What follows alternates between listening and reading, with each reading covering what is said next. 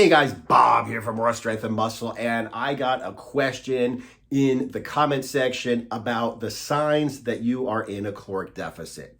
Bilal wants to know, hey Bob, could you make a video about all of the signs you are in a caloric deficit? And I didn't quite understand it, so I said, can you explain the question more?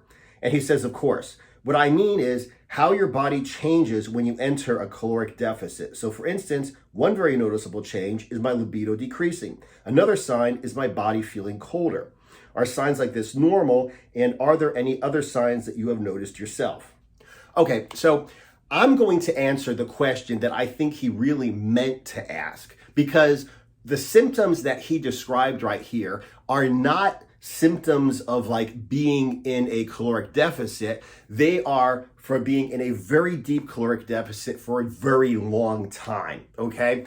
Where it's really getting to you. So instead, I am going to basically answer not just how you know that you're in a caloric deficit, but also I'm going to basically answer how you know that you've been in too much of a caloric deficit for too long, okay? So basically, the way that I get you into a caloric deficit, or I know that you are in a caloric deficit, is twofold, okay? So first of all, I only deal with maintenance calories for your goal body weight, okay? So let's say you weigh 300 pounds, okay? But you're a solid 300 pounds, like you're a 200-pound muscular solid guy. If you weigh 200 pounds, you'd have muscle definition, you have a six-pack, but you have an additional 100 pounds of fat. So let's say you're a big fat power lifter or a big fat strongman competitor, okay?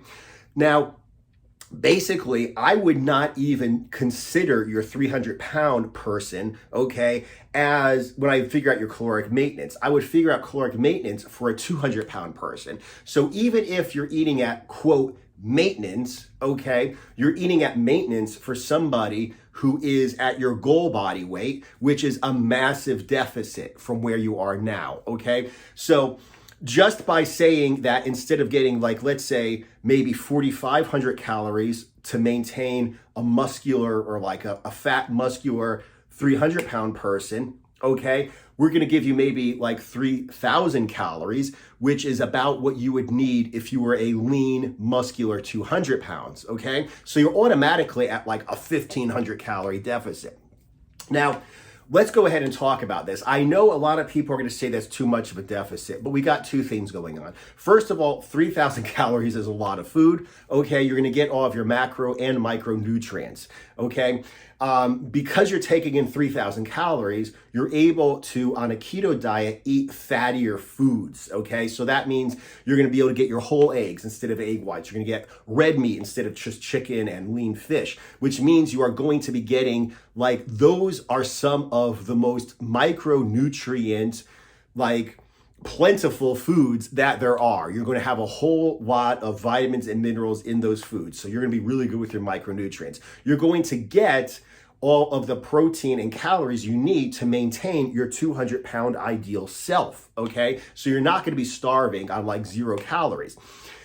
Also, another reason why you can get by on like a massive deficit like this is because, you know, the more weight you have to lose, the more fat you have to lose, the easier it is to lose fat, okay? There was a person, he weighed hundreds and hundreds and hundreds of pounds, okay? And he literally did not eat anything for an entire year, and he lost a massive amount of weight, okay? I don't recommend you do that at all. I'm against all types of fasting, but it proves when you have a huge amount of fat to lose, how easy it is to use that fat for energy. So if you're 100 pounds overweight, you would be able to be in a massive deficit and still be okay. You wouldn't have any problems that we're going to discuss, any signs of being in too much of a caloric deficit, okay?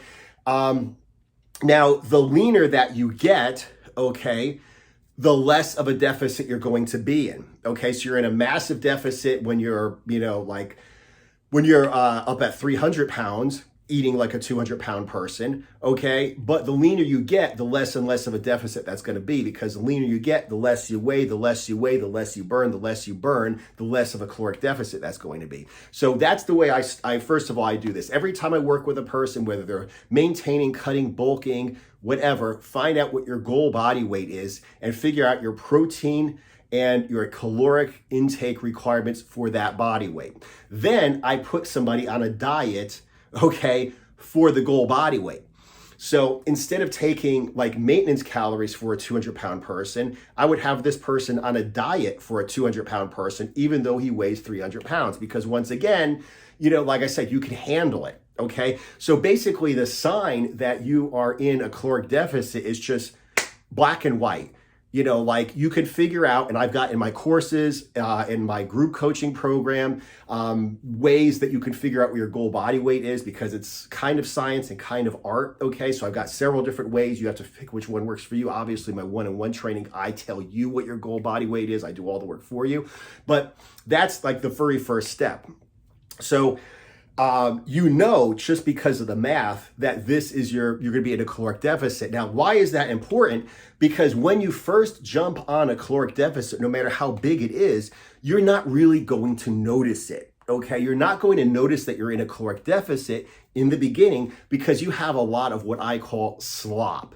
Okay, if you've been eating garbage, even if you're on like a keto diet and you're not eating like junk food per se, but you're just eating a lot of food, a lot of calories, it's going to take a few days for your body to realize you're in a caloric deficit because you got so much crap in your body. You got so much extra energy in your body. It's really going to take you a few days. Like if anybody's ever got on a bender and just eaten a bunch of crap, you feel bloated. You just don't feel like eating. It's like, oh my God, I really got to get on a diet. I just feel terrible. That is what happens, okay, the first few days. So you're going to lose a lot of weight quick, which I call slop weight, and you're not going to feel hungry at all, okay? So in the beginning, you're not going to have a sign that you're in a caloric deficit because you're going to feel fine, okay? Then as you start to diet a little bit longer, and once again, like I said, the more weight you have to lose, the longer it's going to take for you to realize physically that you're in a caloric deficit because it's so easy to burn fat. So the first sign you're going to notice is just on paper, these are obviously caloric deficit numbers considering my body weight, okay? Then the next thing you're going to notice is you're going to be losing weight. You're going to be losing weight on a scale. You're going to be losing size from your waist. You're going to be losing flab from your chest, your shoulders, your back. You're just going to realize that body weight and the size of the fat on your body is going away. So that's going to be the next sign, okay? Then you're going to start to feel hungry. And when I say hungry, I don't mean you're going to be starving, okay? The proper way to do like a longer term diet is basically to wake up ravenous, hungry, starving. What that means is the food from yesterday has been processed, it's been metabolized, it's all gone, and you're like a burning fire, raring to go, wake up and just have a good breakfast, okay? So like as opposed to when you're bulking or when you're dirty bulking or when you're just eating garbage on a bender, you wake up in the morning, you're still bloated from the day before. You don't feel like eating breakfast. That's how you know you're eating too much. Waking up ravenous means you know you're eating enough and you're using all of the food you're getting, okay? So I suggest you wake up, have a fatty meal, okay, like protein and a lot of fat to break through that fast, okay? Give you the energy, satisfy your hunger in the beginning of the day, okay? As opposed to like, I'm not gonna eat, and then you binge or you break your diet because you're starving. Have your biggest meal the beginning of the day so you have the energy throughout the day so you don't feel hunger throughout the day. So anyway, what you're going to notice is you're going to be starving in the morning. Then the next sign you're going to notice that you're in a caloric deficit is you're going to start getting hungry, okay, right before a meal. I have people eating every 3 hours. So you go ahead and you have your meal, and then you start to get hungry. You kind of look at your watch. Oh my God, look, it's like 10, 15 minutes. I get to eat again, okay? You start to get hungry right before your meal. Once again, that's a sign that you're not bloating yourself, that you're not overeating. It means you're just eating enough to satisfy your hunger, utilizing all the food, and then it's time to eat again. You're ready to go and eat again. You should be hungry right before each meal, okay? So that's like the next sign that you're in a caloric deficit, is that you're ready for every single meal. You start to get hungry and it just starts to be right before your meal. Now, the next question is how far you want to push that. And how far you want to push that is how far you can push it, but no further, okay? One of the biggest mistakes that I've seen when a person goes ahead and diets is they want results now, they push that too hard, too long, and then they binge. Happens every time. I know this because I've done it in the past, okay? So the point is you realize that you're going to be hungry if you push the diet hard. If you want to lose a lot of weight fast, you're going to be hungry at some point. But the point is, what I always say is cheat before you cheat.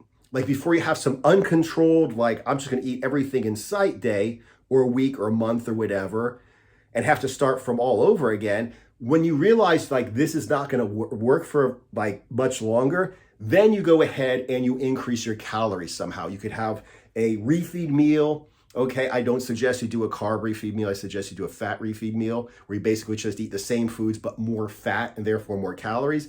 You could go ahead and have a refeed day at some point where you basically eat at maintenance calories for your goal body weight. You don't eat crap all day, but you maintenance goals for your body weight on one day. You can slowly increase your calories, something that I call the process, where you go in a major caloric deficit. And when it gets to be too much, you increase the calories a little bit. Still a major deficit. When it gets to be too much, you increase the calories a little bit, still at a pretty good deficit. When it gets to be too much, you increase the calories a little bit, still in another deficit, okay? So you can ride the deficit, like less and less of a deficit, but extreme, less extreme, moderate, slight deficit, and then you're at your maintenance calories once again for your goal body weight, okay? That's one thing you could do when it starts to be too much. People who I've put on the process like it because basically what you're doing is not just giving yourself a diet break, but you're staying in a caloric deficit longer, which is a good thing. And another thing is you are at the maintenance calories for your goal body weight. So they've said to me they like it because they're training themselves during this quote diet break to eat at their new maintenance, okay? So the 300-pound guy who has a maintenance of 4,500 calories would basically do his diet breaks, or he would do the process coming up to a 3,000 calorie maintenance. So he knows exactly what foods, how much, what it feels like to cook all these foods, eat these foods when he's at this 3,000 calorie maintenance level, okay? So for his goal body weight. So what he's talking about, okay, what this guy who made the comment is talking about is basically how to know that you've been in a caloric deficit for too long.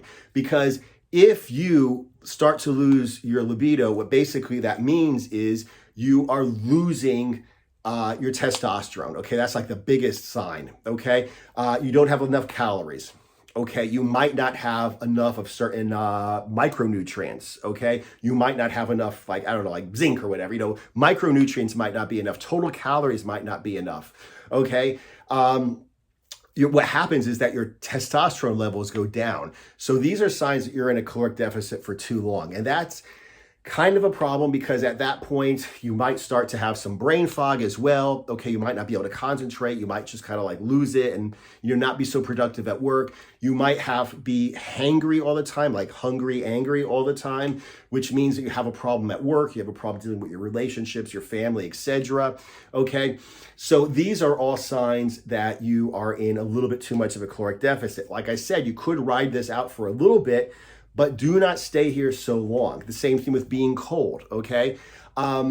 Basically, the bottom line is most of your calories, unless you're like, Goggins or some guy who does like a 1,000,000-mile run in the morning and a 1,000,000-mile run in the afternoon, okay? Most people, unless they're ultra marathoners in training, you are going to burn most calories through non-exercise activity thermogenesis, okay? NEAT.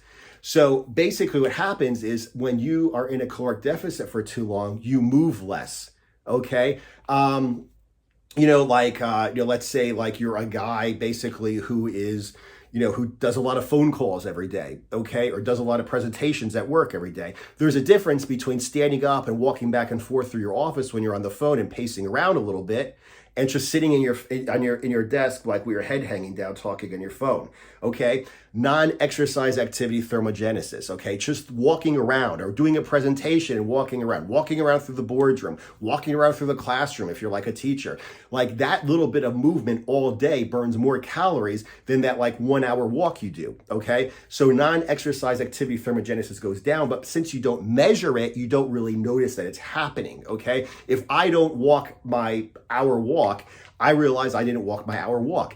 If instead of going like to whatever landmark and walking back, I go halfway or quarter way and then come back in the same time, I realize I'm not covering the same amount of ground during my hour walk, my exercise. But it creeps in with non-exercise activity thermogenesis. And this is where you kind of start to play this game. Like people say, I'm not eating enough calories to burn fat.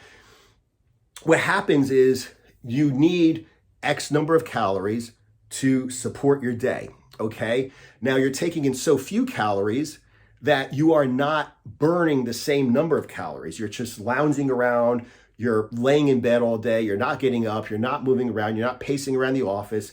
You're basically just laying there and being a sloth all day. And what that means is, yes, you're in a massive caloric deficit, but you dial down your non-exercise activity thermogenesis, so you're actually burning fewer calories throughout the day. And that's how it is that people will increase their calories and burn more fat. Because, I'm just gonna give you an example of me one time when I was pushing a diet way too hard, way too long. I was like really like a vegetable, okay? And like my girlfriend went out to a restaurant. Went out to like a Turkish restaurant, actually, okay? She had to drive because I just couldn't concentrate to drive. I just didn't want to. I did not want to drive. I sat in the car and like leaned my head against the side window and just like vegged out and didn't even talk all the way over there. Okay, then we sit down in the restaurant and I had like a Diet Coke and a glass of water, and she had like a meal because she's my girlfriend. So she's used to eating in front of me because that's what you have to do if you're going to date me. And, and basically what happened is like I ate a tiny little piece of chicken. I didn't eat any carbs, any fat to speak of. It was literally just a piece of chicken. And it suddenly gave me enough energy that on the way back, I was like talkative and I was like talking, and, I wasn't exactly bouncing off the walls, but I was bouncing off the walls compared to like the comatose state I was in before. Okay. So that's an example of a situation where you want to basically increase your calories. Okay. Don't go ape shit, but just increase your calories a little bit. Okay. For a little bit of time. Like I said, whether it's a meal, a day, or just actually, reverse diet out, transition back to maintenance calories for your goal body weight, and then just stay there for a little bit. And when you're ready, then you can go ahead and do an extreme diet again. Once again, as I always say, I have no problem with extreme diets. I really recommend that people do extreme diets. But like I said, what you need to do is you really need to keep an eye on how hard you're dieting, because I've seen it time and time again. I've done it more than once myself, where if you push the diet too hard, too long, try to ignore all of these signs of being too deep, too long in a caloric deficit, you're going to binge, you're going to get fatter than you were before, get depressed, so you're going to stay off your diet and stay on the bender, and now you're like, great, now I worked so hard to lose all this weight, now I have to go ahead and start all over again. Okay, so like I said, basically, being cold, losing your libido, testosterone going down, lounging around, not being able to really move, not having any energy, being in a bad mood. Those, insomnia is another one of them. You can't sleep at night. Those are all signs, not that you're in a caloric deficit, but that you've been in a caloric deficit for too long. I hope this rambling, long, very broad definition, very broad answer helps you out. Okay, if it doesn't, ask your questions down below. I'll make another video. But aside from that, like I said, thank you guys for watching. If you want like direct help from me, go ahead and check out my group coaching program, my one-on-one coaching, or just my programs if you want to figure it out yourself. All the links are down below, and I will see you guys in the next video.